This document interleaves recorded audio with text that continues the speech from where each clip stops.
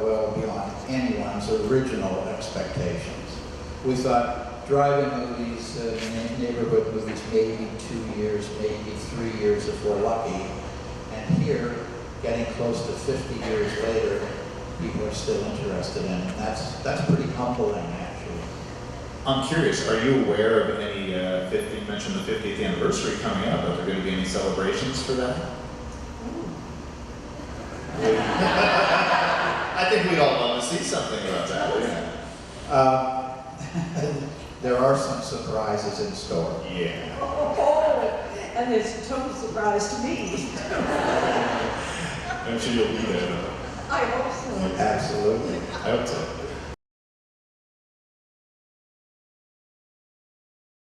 Sign. It was riddled with bullet holes. When I saw that, I can remember at the preview, or the premiere, I saw that and I thought, oh, what an incredible shot that really foretold so much of what was happening. Also, the fact that back in those days, it took a while in horror films for you to see the horror, trying to build up tension, I guess. But in our film, that happened immediately. It was within, what, the first 7-10 minutes of the film. You see Bill Heinzman come walking along. That was a thrill for me too. That whole opening sequence was a kick to do. You knew he was going to get it. Hey, as long as I had that candy in the car, we were all right. Well, one of the things that the opening of the film sets up is the fact that John, let's face it, Johnny is a whiner and a complainer and pretty annoying. But any of you young girls out there who have younger or older brothers have probably gone through similar kinds of torments, maybe not exactly ending up the same way. But so we knew that Johnny was not going to be with us very long in the story. So we wanted to amplify the Johnny character to a point that so when he did meet his demise in the cemetery and become the #1 ghoul, we didn't call them zombies, we called them ghouls. Right. In the movie. You were the first victim. The first victim. And we did, that character development was on purpose. We wanted the audience, some people liked Johnny, some people did not like Johnny, but he wants to get home. This visiting the cemetery is the biggest intrusion on his time for that particular Sunday. And when the Bill Heinzman character appears off in the distance, Johnny takes that as another opportunity to poke Barbara, and when he says, "I'm coming to get you, Barbara,"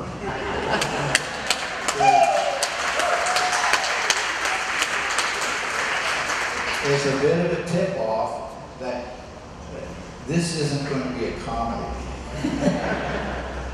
And fortunately for us, it went on. I have to say that working with Judith O'Day and Bill Heinzman in that scene was very, very, for me, it was, I was delighted to do it. And we were totally absorbed in telling that story. And the reason that Johnny made such a big deal out of the black leather driving gloves at the beginning is because we knew when he came back at the end of the film, sorry for anybody who hasn't seen it, that we wanted to create a wardrobe signature for Johnny so that she has been, where's Johnny? We gotta get to Johnny. Johnny has the keys and so forth. And when he does reappear, we wanted everyone to instantly know, uh-oh, Johnny is back. Not exactly the way Barbara had in mind. And I think that scene worked pretty effectively. What do you think?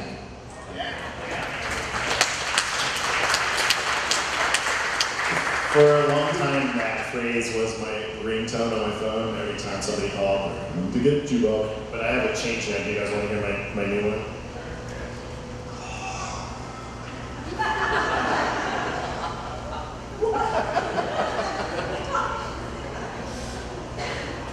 One of the little bits of trivia, and there is a lot of trivia about Night of the Living Dead out there, but one of the ones that I enjoyed the most is that the role of Barbara was meant to be more of a strong leader type of character, but something about your performance caused George Romero to rewrite it for you to have more of a nervous breakdown as opposed to a stronger persona. How did that come about? Maybe he sensed something in me I didn't realize was there. Because that was, I mean, the most believable nervous breakdown I think I've ever seen on film, just going into this catatonic state. It was remarkable, and it was palpable, it was great.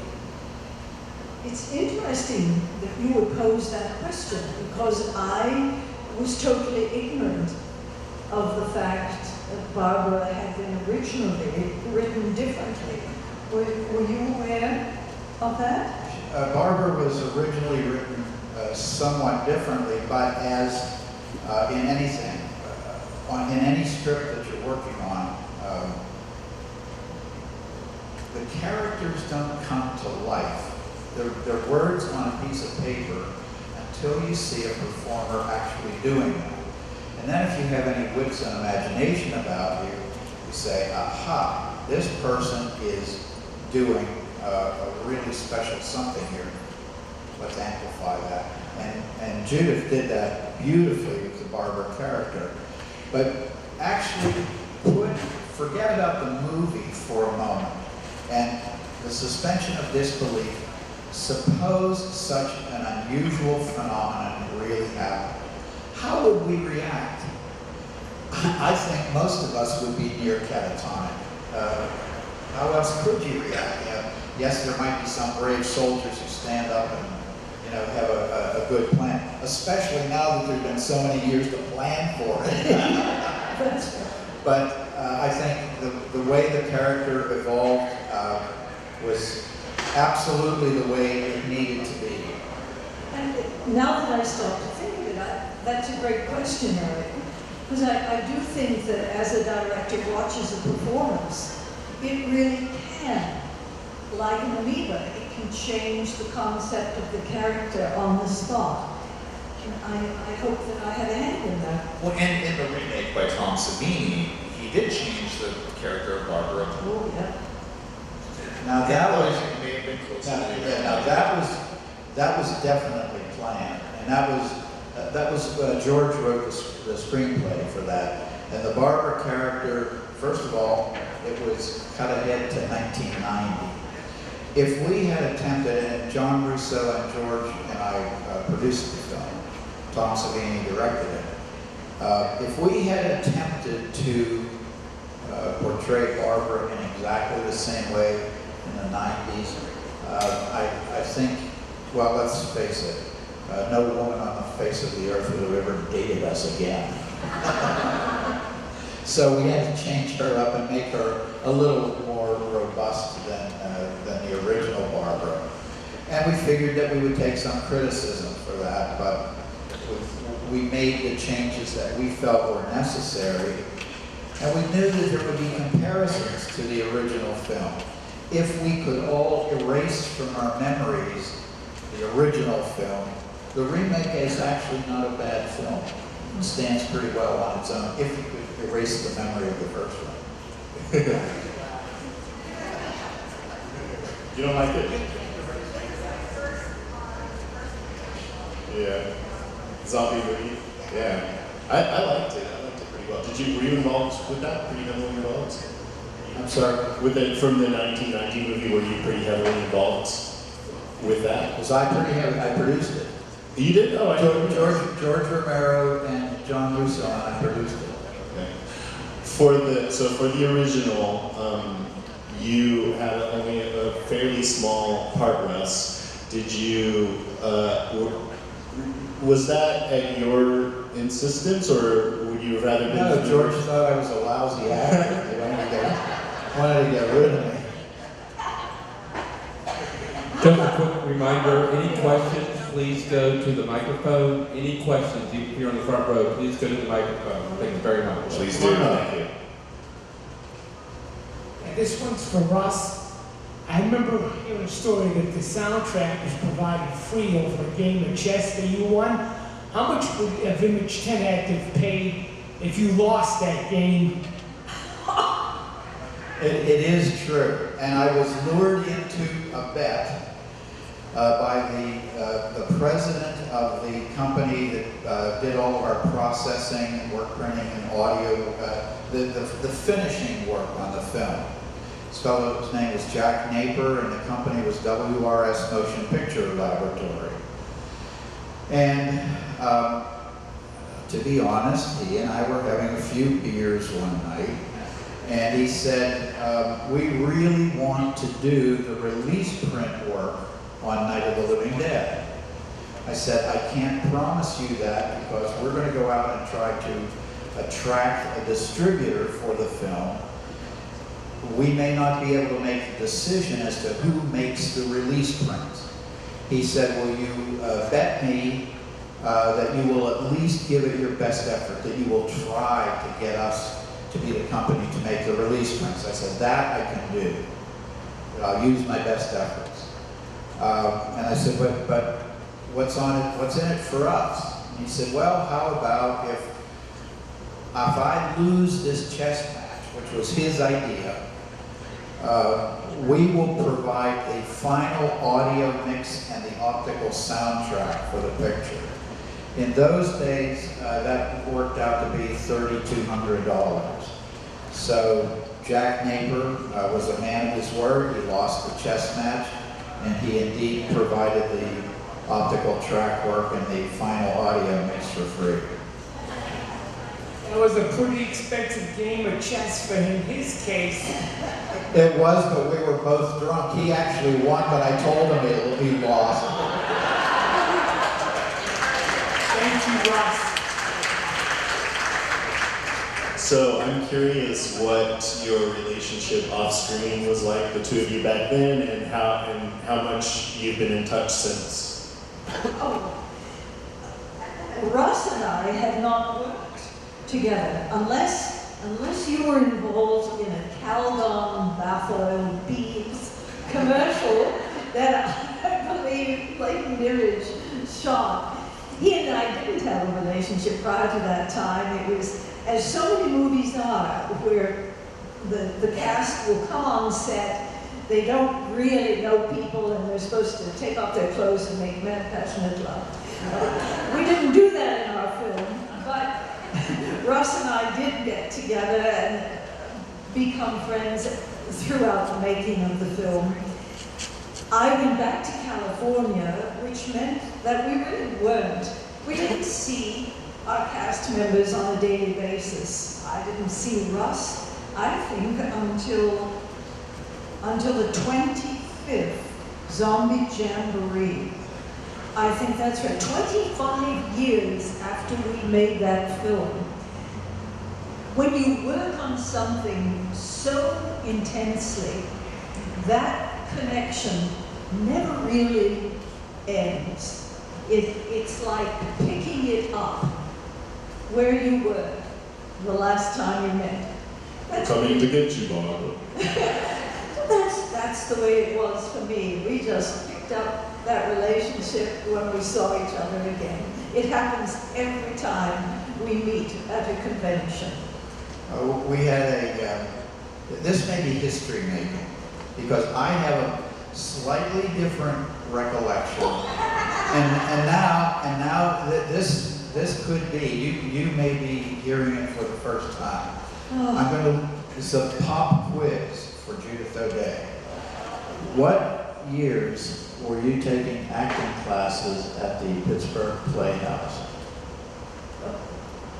Does 58, 59 ring a bell? I took one acting class. The teacher was Mary Hardwick. I was in 7th grade, I think, whatever. I'm going to turn this into an age joke. No. Were you there? Were you in that class? Did you take nighttime classes? Yeah, that was with Barry Hardwick. I was in that class with you. Oh my God! You see what you learn when you go to these things?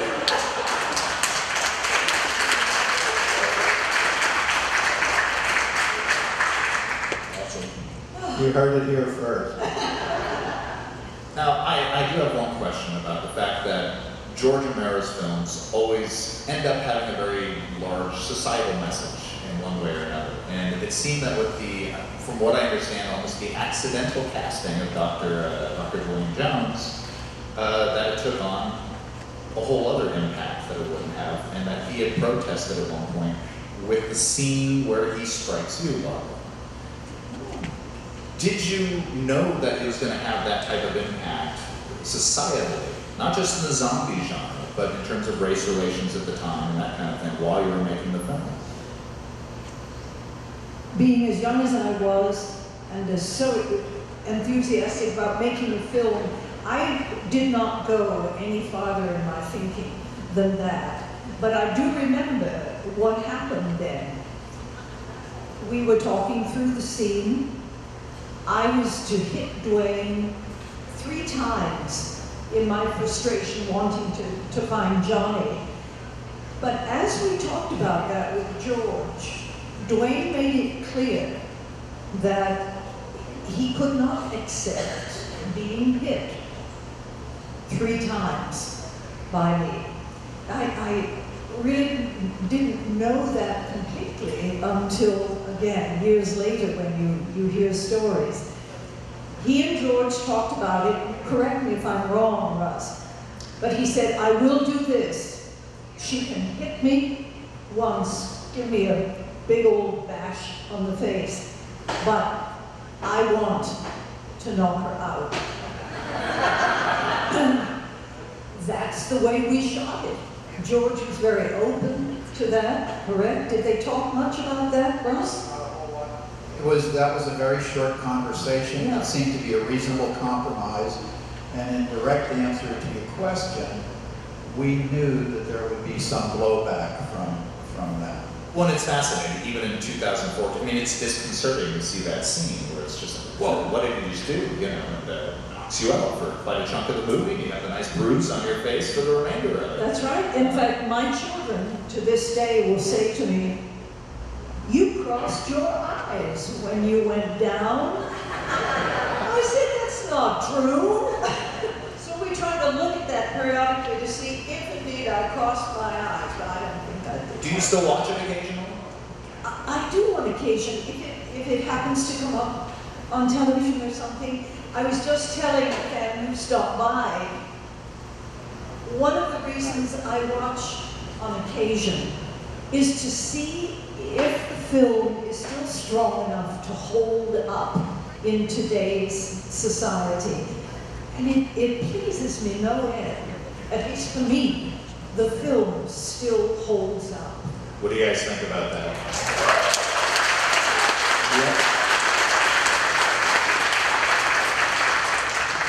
Yes, this one's for Judith.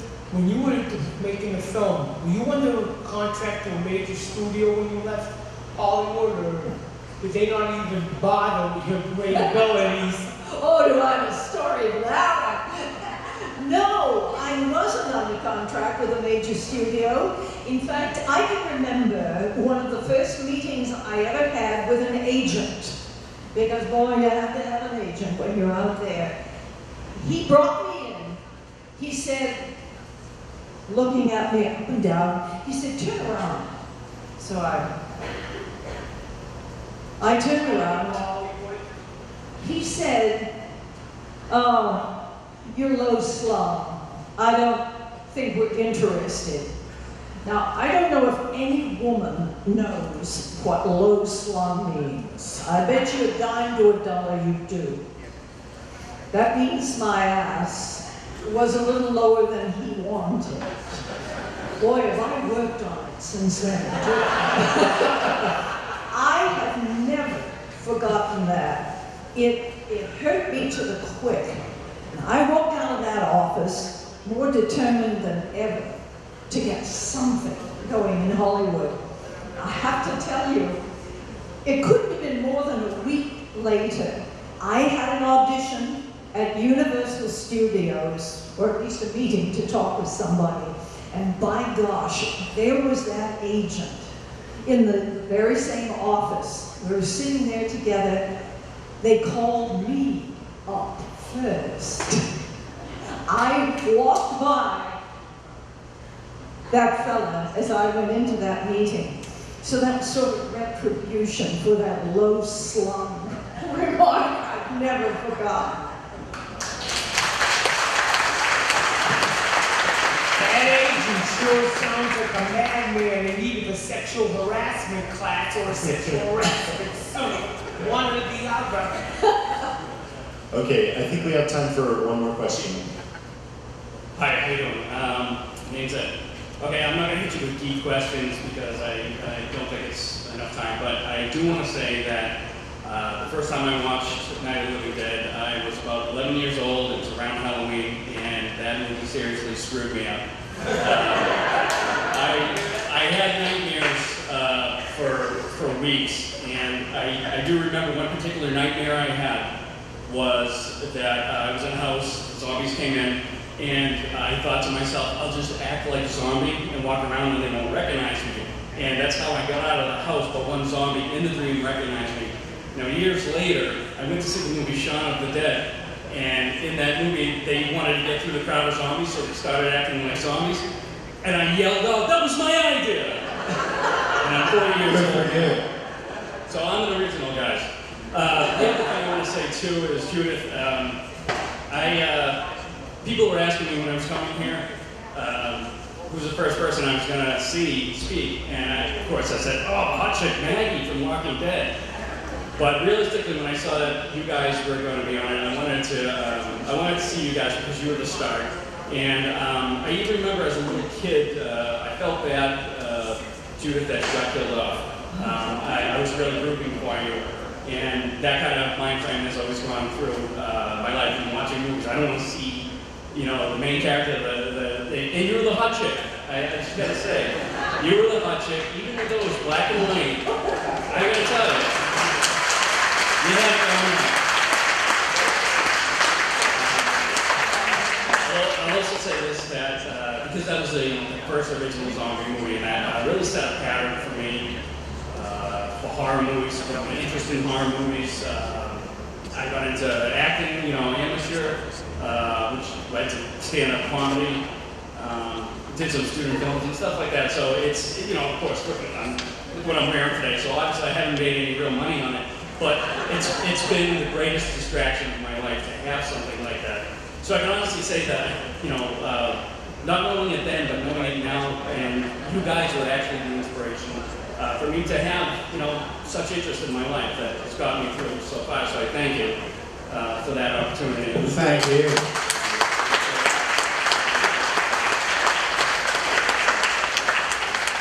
And okay, for the geeks in the audience, should I ask you a question? Okay, do you have any props from the movie that you kept? I traveled, moved so many times that little by little over the years throughout those moves, I no longer have anything. Although I did for 7 years hang on to it. I don't know why. I didn't think it was going to mean anything. But no, I sure wish I did though. That's all right, it's on eBay somewhere.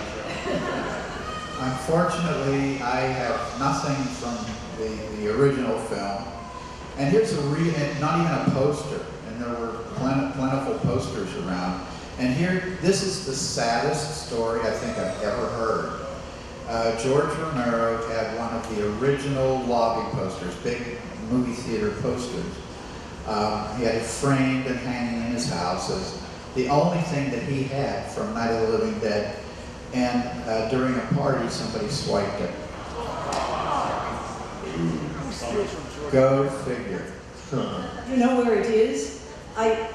It could be that the person who swiped it turned around and some years later sent that poster, sent me an original theatrical big poster, which I now have hanging in my office.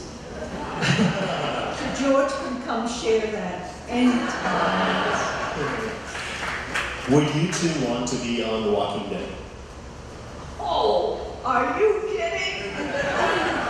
I've already talked to Greg Nicotero about that. I said, I would love to do a little cameo if you had one. He said, a cameo? Well, no, we should. I'm writing some characters I think you'd be good for.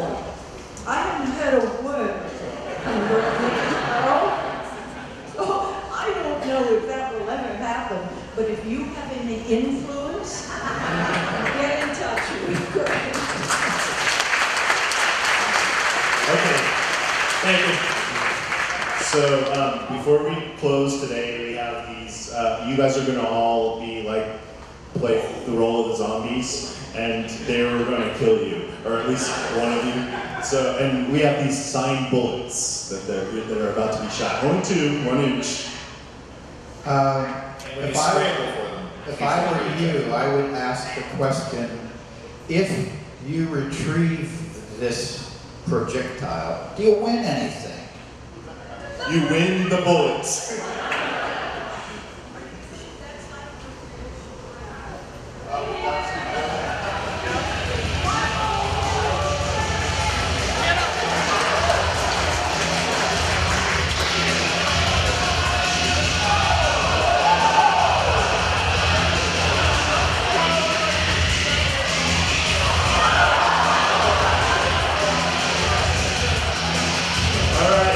Thank you guys. Let's have a big round of applause for Judith and Tyro.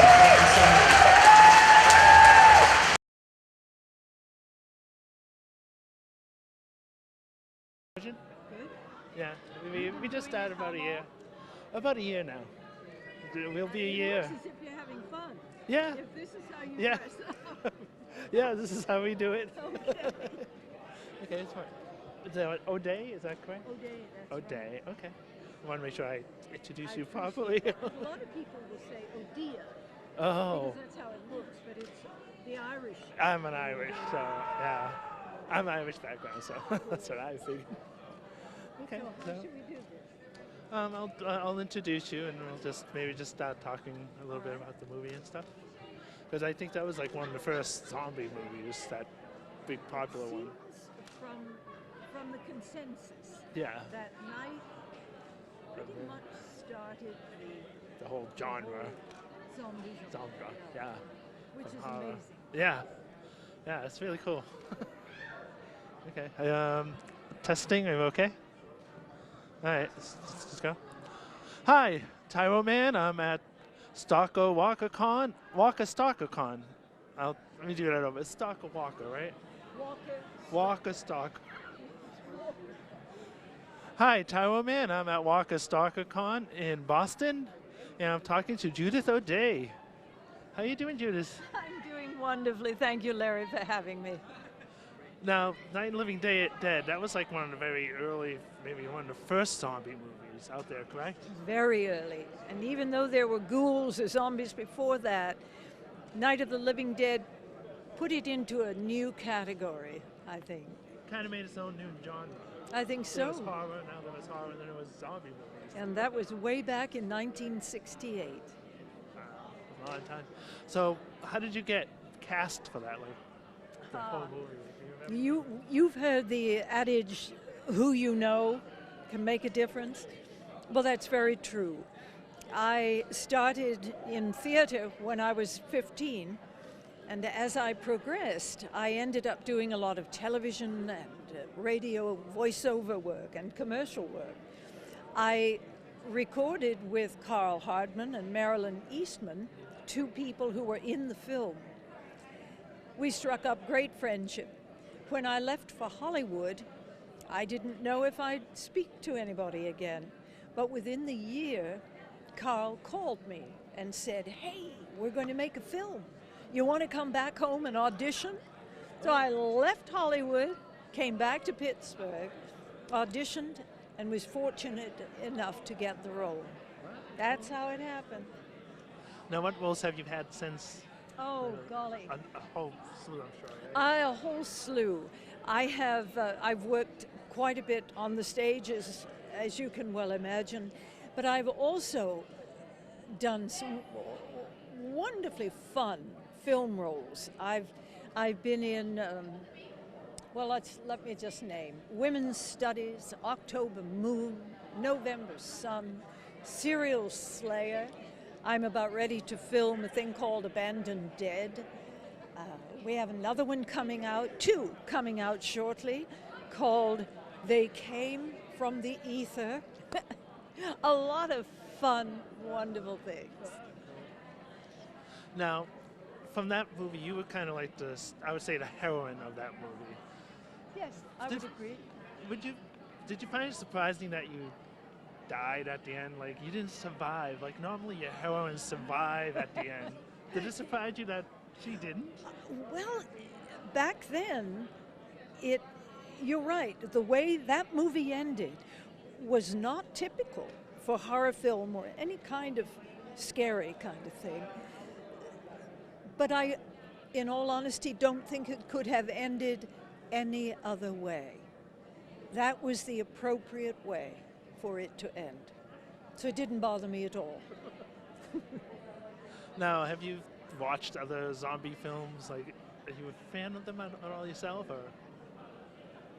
It's not really my favorite genre. One of my favorites is disaster films. Things like Dante's Peak or 2012. I like to see how people are going to survive natural holocaust. Do you think there could ever be a zombie apocalypse? Well, to be honest with you, I think we might be having that in its own parallel ways with what's going on in this world. But dear God, I hope not. Wouldn't that be terrible? That'd be bad. Oh. So do you have a website if fans want to check you out? I do. It's called O'Day Communications. I'm right there on the web. It tells you all about Night. It talks about the other things I've done. It also gives you an idea of another part of my life that was extremely fulfilling. I taught corporate America how to stand up and present. And I never thought I would have a career like that. So I've had two very exciting, fulfilling careers. Yeah. That's incredible. I'm so glad you invited me to chat with you. Oh, thank you for taking time to talk with us. You bet. Thanks a lot. Bye-bye.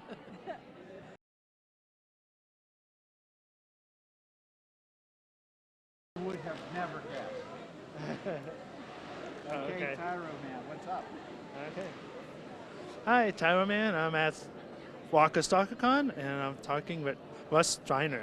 Yes, indeed. How are you doing, Tyro Good. man? How are you doing today? I'm doing really well.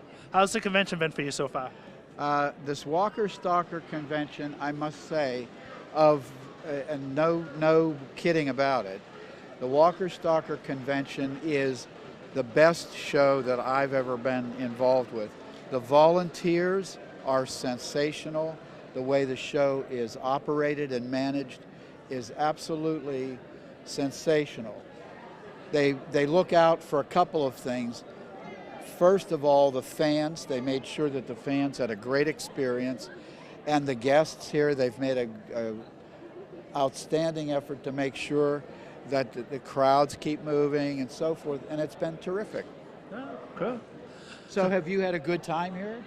Yeah, it's been great so far, yeah. Excellent. Very good. Time. So you were like the first person to be killed by a zombie, theoretically. Yes, that's true. In Night of the Living Dead, my character of Johnny, the annoying brother in the cemetery, he was the first one to get killed by one of the zombies. So you also involved in the production of that film? Carl Hardman and myself produced the movie. George Romero directed it, and George Romero and John Russo wrote the movie. What were some of the challenges in producing the movie, like that you guys had to overcome? The biggest challenge was we had very little money, which is true of most young filmmakers. It's true of filmmakers in general, but getting the funding together was a bit of a challenge. But we decided that we would start it off on our own. We put our own money into it, and then as we got some of the scenes shot, we were able to attract other investors into the project.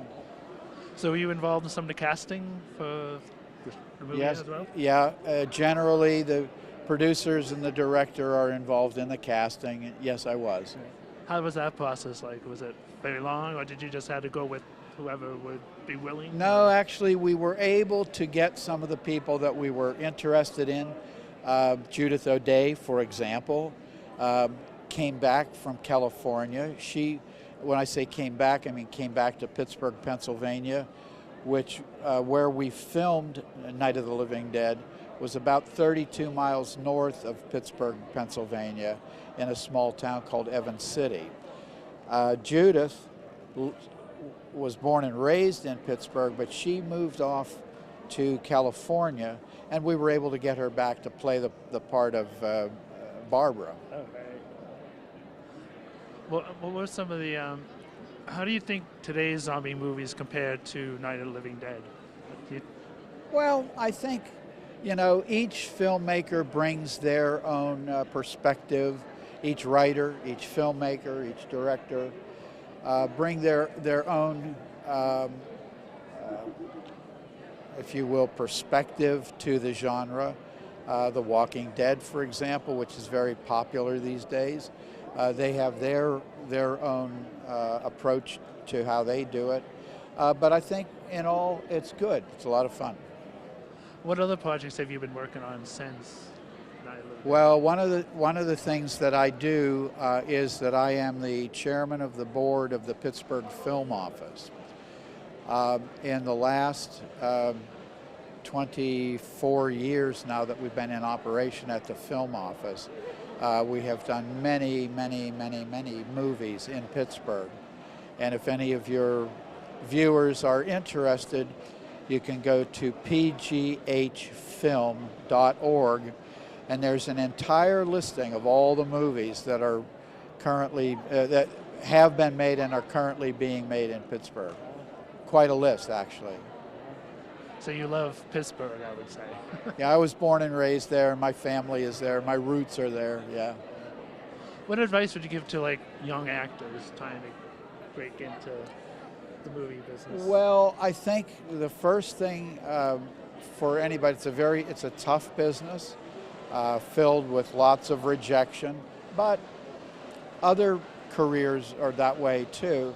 I think what is necessary is dedication and persistence. It's something that you have to stick with, ride through the low times, and hopefully you come out on the other side and there'll be some high times. Okay. So are you doing other conventions or like? I do maybe 3 or 4 conventions a year. Mostly my schedule doesn't let me get out that often, but I do about 3 or 4 a year, yeah. Later this year, I'm booked into a convention. I think it's in November in Germany. So it's not just the U.S., it's other countries as well. Oh, nice. What's the best part of traveling? Do you like? Meeting fans everywhere. That to me is the biggest high point. The lowest point is air travel. Airports for me have become a real challenge. I wish somebody would invent pretty soon. I know it's coming, but pretty soon a teleportation device. Just wish yourself to be in Paris, and all of a sudden you're there. But I guess a lot of people feel that way. Now, do you have like a website if people want to follow you more and stuff? I don't have a website, but I participate very frequently in the official George A. Romero website, which is administered by our good friend and Night of the Living Dead film historian Jim Cirinella. And that's the Facebook page, Facebook group that I participate in most. Oh, cool. Well, I'd like to thank you for taking time to talking with us. It was a pleasure Absolutely. talking with you. My pleasure. Thank you, and good luck with your show. Oh, thank you. Well, a song about never saying never and never being told what you can or cannot do. This is one of us.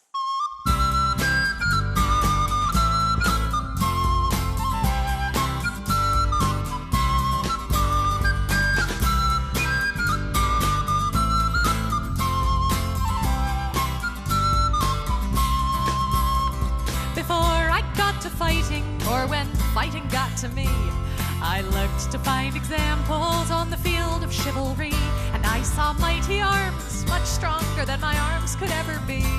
So I thought perhaps that field was not for me.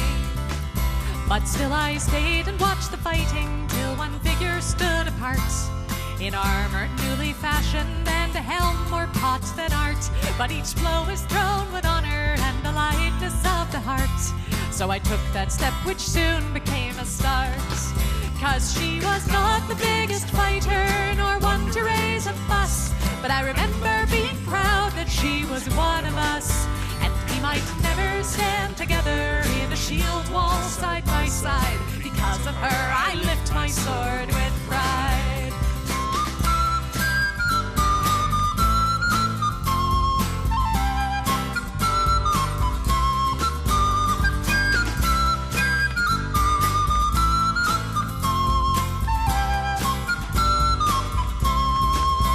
She was ladylike and lively, not the type you would expect, with a braver heart than many and a slot shot to respect. And I guess she'd once decided this was where she'd like to be, and I thought if she could do it, why not?